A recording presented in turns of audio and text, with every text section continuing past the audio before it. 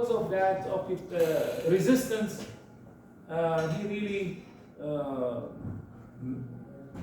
he won different battles between his army and the French, and then later on, he was captured, and him and also like 100 of his army, they were taken as prisoners to France. But after 5 years in France, in prison, when he was speaking about Islam, some of the people became Muslims. دخلوا في الإسلام من خلال أحاديثه ومن خلال روحانيته ومن خلال علمه. فهذا أحدث تأثيرا في كل فرنسا، وبدأت الصحافة الفرنسية تكتب عنه.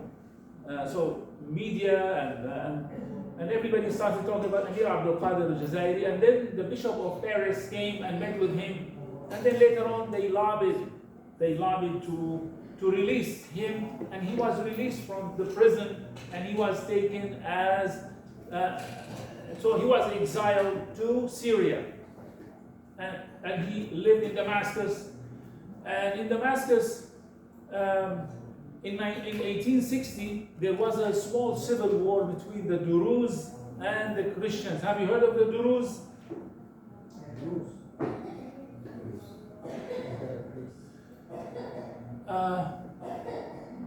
So you have to add to your curriculum من بعض الفرق. الفرق الدروز في لبنان وفي سوريا.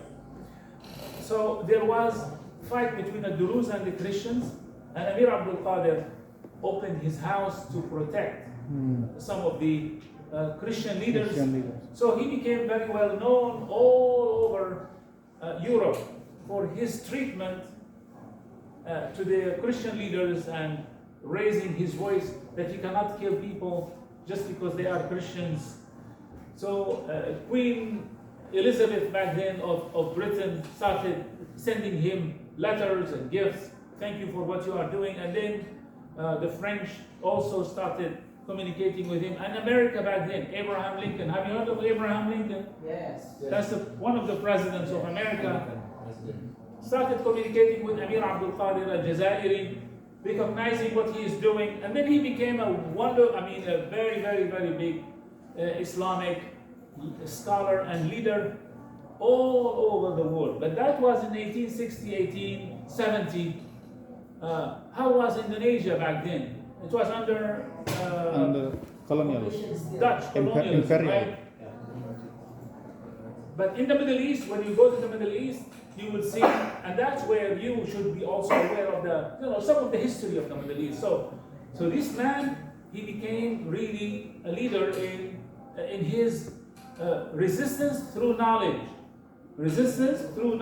through spirituality, through coexistence. That we should be.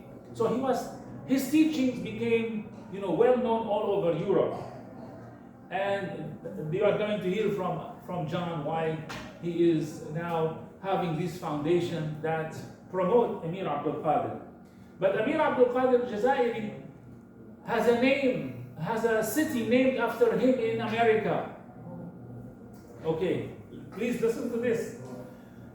There is a city in the state of Iowa. State of Iowa.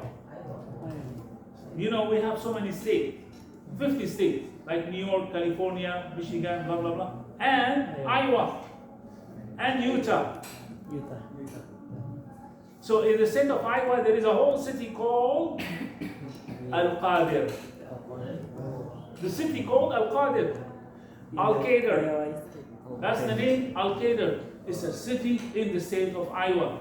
Today, a lot of the young people in that city, they don't know who's Al-Qadir and why our city was named Al-Qadir.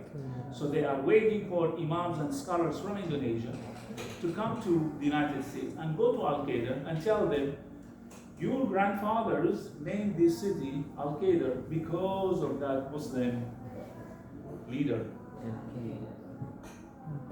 So let me stop here and turn. That was an introduction, John, and turn the microphone, virtual microphone, to John, and then later on my wife will speak.